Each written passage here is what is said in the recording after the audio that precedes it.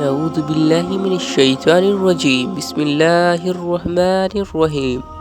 شروع کرتا ہوں میرے رب کے نام سے جو بڑا مہربان اور نہایت رحم والا ہے۔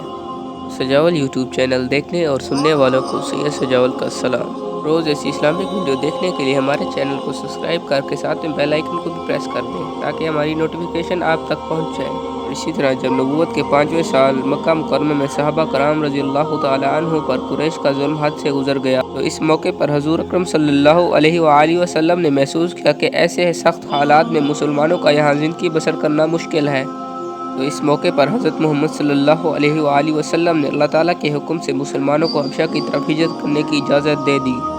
حبشہ برِ اعظم افریقہ کا ایک ملک تھا۔ جب حضرت محمد صلی اللہ علیہ وآلہ وسلم نے نبوت کا اعلان فرمایا تو وہاں ایک عیسائی حکمران تھا جس کا لقب نجاشی تھا۔ نجاشی بہت رحم دل اور عادل بادشاہ تھا، وہ کسی پر ظلم نہیں کرتا تھا اور نجاشی کا اصل نام اسہمہ تھا۔ اسی طرح حضور اکرم صلی اللہ علیہ وآلہ وسلم کی اجازت سے 11 مرد اور 4 خواتینوں نے حبشہ کی طرف ہجرت کی اور اسی طرح ہجرت کرنے والوں میں حضرت عثمان غنی رضی اللہ تعالیٰ عنہ اور آپ کی زوجہ محترمہ حضرت رقیہ رضی اللہ تعالیٰ عنہ بھی تھیں، اور یہ حبشہ کی طرف پہلی ہجرت تھی اور یہ نبوت کا 5واں سال تھا۔ مسلمان امن کی تلاش میں حبشہ پہنچے لیکن مکہ مکرمہ کے کافروں سے یہ بات برداشت نہ ہوئی۔ وہ چاہتے تھے کہ مسلمان کہیں بھی چین اور سکون سے نہ رہیں، چنانچہ انہوں نے تحفے دے کر اپنے کچھ لوگوں کو نجاشی کے پاس بھیجا۔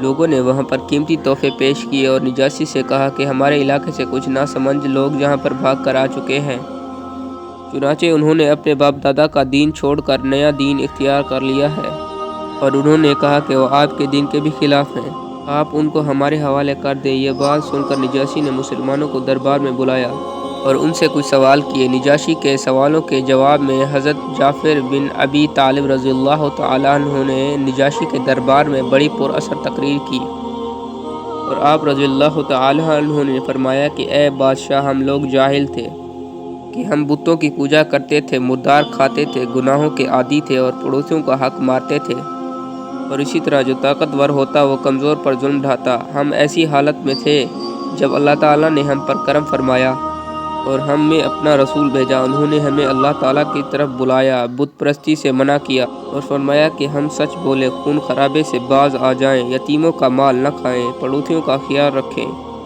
نمازیں پڑھیں، روزے رکھیں اور زکوٰۃ دیں۔ ہم ان پر ایمان لائے، شرک، بت پرستی اور تمام برے اعمال چھوڑ دیے۔ اسی وجہ سے ہماری قوم ہماری دشمن ہو گئی ہے اور وہ چاہتی ہے کہ ہم اس گمراہی میں کی طرف واپس چلے جائیں۔ ہم ان کے بہت زیادہ تنگ کرنے پر آپ کے ملک آ گئے ہیں۔ اے بادشاہ، ہمیں امید ہے کہ ہم یہاں ظلم سے محفوظ رہیں گے۔ نجاشی نے حضرت جعفر بن ابی طالب رضی اللہ تعالیٰ عنہ سے کہا کہ وہ اپنے نبی کریم صلی اللہ علیہ وآلہ وسلم پر نازل ہونے والا کلام میں سے کچھ سنائے۔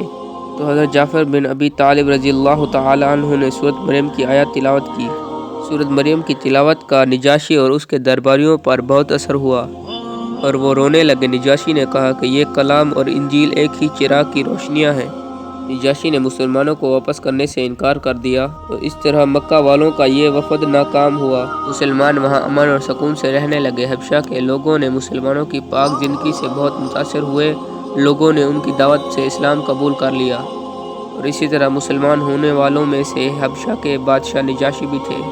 سلام ہو حضور اکرم صلی اللہ علیہ وآلہ وسلم پر اور حضور اکرم صلی اللہ علیہ وآلہ وسلم کی سیرت طیبہ پر۔